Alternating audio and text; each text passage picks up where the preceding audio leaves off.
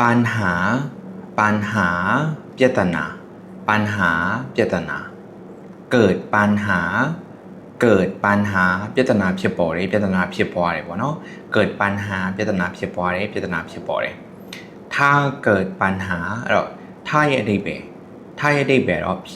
ဆိုရင်ဆိုတဲ့အဓိပ္ပာယ်ပေါ့နော်ဆိုတော့ถ้าเกิดဆိုဖြစ်လာတယ်ဆိုရင်เนาะအဲ့တော့ถ้าကိုသုံးတဲ့အခါမှာစာကြောင်းရှေ့ဆောင်ပဲထားတော့ပါမယ်ညီမလို့ဆိုရင်ဆိုရင်ဆိုတဲ့အဓိပ္ပာယ်ဖြစ်ပါတယ်အဲ့တော့ถ้าเกิดปัญหาပြဿနာတစ်ခုဖြစ်တယ်ဆိုရင်ပြဿနာဖြစ်တယ်ဆိုရင်ถ้าเกิดปัญหาဒါအပေါ်မှာပြောပြီးသားဒီအတစ်ပေါ်လာတဲ့စကားလုံးအပြောင်းနဲ့ပြပေးထားတယ်ต้องရဲ့အဓိပ္ပာယ်ကရကိုရမယ်ต้องရဲ့နောက်မှာအမြဲတမ်းပါပေးလိုက်လဲဆိုရင် verb ကရိယာပဲလိုက်တယ်ပေါ့နော်ต้องบอกဆိုတော့ပြောရမယ်เนาะဆိုတော့ถ้าเกิดปัญหาต้องบอกပြဿနာဖြစ်တယ်ဆိုရင်ပြောရမယ်နောက်ဆုံးတစ်ကြောင်းถ้าเกิดปัญหาต้องบอกဒီအပေါ်မှာပါပြီးသားအတစ်ပေါ်လာတဲ့စကားလုံးผมကျွန်တော်ကိုဆိုတော့ถ้าเกิดปัญหาต้องบอกผมถ้าเกิดปัญหาต้องบอกผมပြဿနာတစ်ခုဖြစ်တယ်ဆိုရင်ပြဿနာဖြစ်တယ်ဆိုရင်ကျွန်တော်ကိုပြောရမယ်เนาะဆိုတော့ကျွန်တော်ဒီညမှာထဆိုတဲ့ pattern လေးကိုသုံးတဲ့အခါမှာ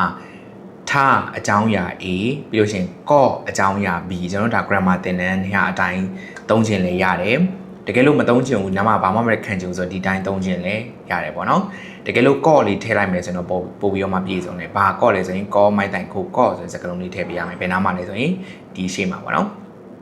ถ้าเกิดปัญหาก็ต้องบอกถ้าเกิดปัญหาก็ต้องบอกผมအဲ့ဒီအပြိုင်အောင်တောင်းရဲ့အရှိမှာကောမိုက်တိုင်ခုကော်လေးထည့်ပေးရင်လည်းပို့ပြီးတော့မှပြည့်စုံပါတယ်ဒီလိုသင်ခန်းစာလေးကိုစိတ်ဝင်စားရဆိုလို့ရှိရင်တော့ video class အနေနဲ့အလုပ်ရပါတယ် video class ထဲမှာတော့ကျွန်တော်တို့တချို့ grammar လေးတွေကိုအသေးစိတ်ပြန်ရှင်းပြထားလေးတွေပါတယ်နောက်တစ်ခုကတော့ဒီသင်လိုက်တဲ့စာပိုက်ကိုနားလည်လားနားမလည်လားစမ်းစစ်လို့ရအောင်ကျွန်တော်တို့မိကုန်းလေးလည်းထည့်ထားပေးတယ်ပေါ့နော်ဆိုတော့ပတ်ချင်တဲ့စိတ်ဝင်စားရဆိုရင် video လေးကို screenshot ရိုက် page messenger မှာအသေးစိတ်စုံစမ်းလို့ရပါပြီဆိုတော့ဒီ video ကနေလာအပ်တယ်ဆိုရင်လည်းအထူးစီးနေနဲ့အရှိဦးမှာဖြစ်ပါတယ်နောက်ထပ် video လေးမှာထပ်တွေ့ပါမယ်နော်ကျေးဇူးအများကြီးတင်ပါတယ်